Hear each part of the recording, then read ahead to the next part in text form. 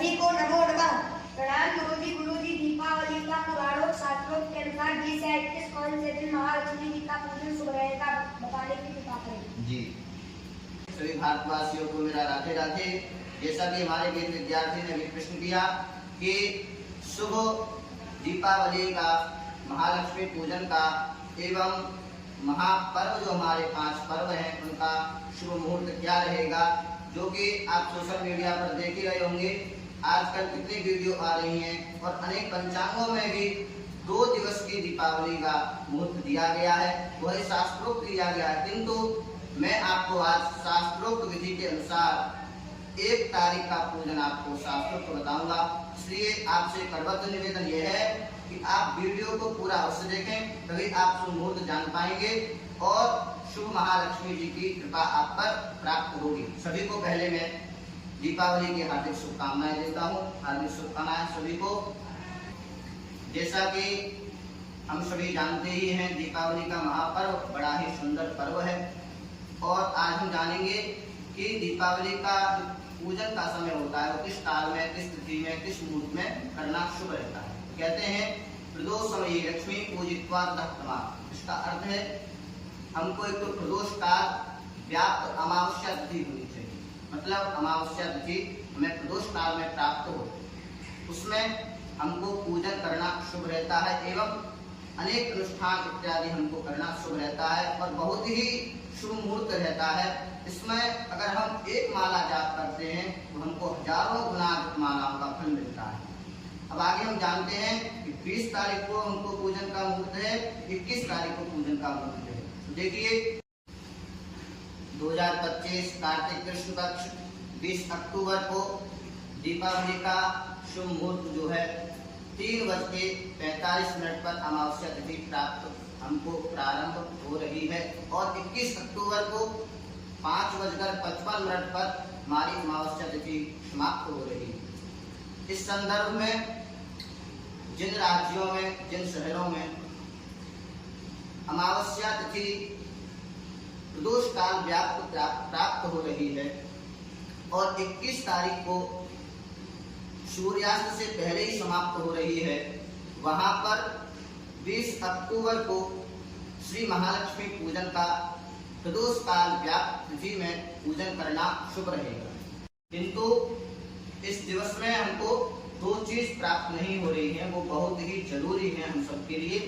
इसमें है पहली चीज तो हमारी पितृ पूजन का शुभ मुहूर्त नहीं मिल रहा है, दूसरी हमको यह तिथि उदया नहीं प्राप्त हो रही है, क्योंकि पितरों का पूजन करना हमारे लिए बहुत ही शुभ रहता है और हमारे अनुष्ठान आदि में भी पितरों का पूजन के बाद ही कोई कर्म किया जाता है। विवाह आदि में भी हमको नांदी मुख श्राद्ध आदि इत्यादि पितरों का पूजन करके हम पितरों से आज्ञा लेकर के कोई शुभ कार्य करते हैं, आप सभी जानते भी हैं।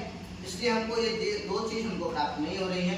वैसे हमारा 20 तारीख को भी पूजन का मुहूर्त सही।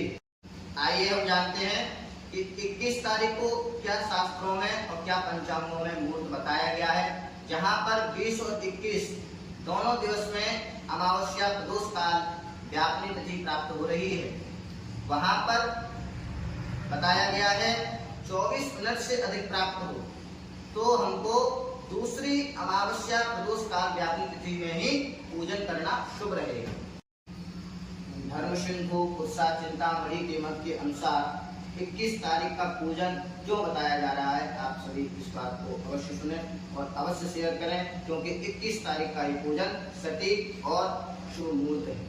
देखिए बताया गया है पुरुषार्थ चिंतामणौ तु पर्वत्रैव व्याप्ति पक्षे परत्र।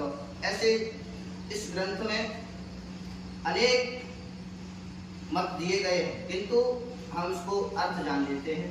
कहते हैं अगर प्रथम दिवस व्याप्त तिथि अमावस्या है और दूसरे दिवस 3.5 घंटे से अधिक अमावस्या रही है और इसमें भी प्रतिपदा वृद्धि गामिनी है, तो हमको दूसरे दिवस की अमावस्या को ही ग्रहण करना चाहिए एवं प्रदोष काल व्यापनी अमावस्या 21 तारीख को ग्रहण करके 21 तारीख का ही शुभ पूजन एवं शुभ मुहूर्त 2025 का है। ऐसे ही हमारे वैदिक ज्ञान गंगा चैनल में बने रहिए आप सभी। और आगे हम जानते हैं कि हमको माँ लक्ष्मी जी की कृपा कैसे प्राप्त करनी है, पूजन किस तरीके से करना है, एवं धनतेरस का क्या मुहूर्त है, एवं धनतेरस में क्या उपाय करने हैं जिससे हमारे घर में स्वस्थ बने रहें, धन वर्षा हो, कुबेर भगवान की कृपा हो, माँ लक्ष्मी की कृपा हो। ऐसे ही उपाय हम आपको बताएंगे। देखिए, सर्वप्रथम माँ लक्ष्मी जी की पूजन में हमको पंचांग पीठ का पूजन करना होता है विशेष तो। और उसके बाद एक पोटली बनानी है जिसमें हरा धनिया लेना है, कमल बीज लेना है, कमल गट्ठा लेना है। कमल बीज कमल गट्ठा एक ही है। हल्दी की गांठ लेनी है, कोड़ी लेना है, हल्दी की गांठ लेनी है और सुपारी लेनी है। ये हमारी 5 चीजें। और एक चीज और, धूप घास। धूप घास का बड़ा ही महत्व है कि अगर तुम धूप घास को तोड़ भी लोगे तब भी वो घटती रहती है। इसी प्रकार अगर इन 5 चीजों का हम पोटली बना करके लाल कपड़े में बांध करके और विद्वान पंडित से पूजन कराना है, अभिमंत्रित कराना है। उसके बाद इसको आप जहाँ धन आदि आप धान्य आदि रखते हैं, तिजोरी आदि बक्सा आदि में आप इस पोटली को रख लीजिए।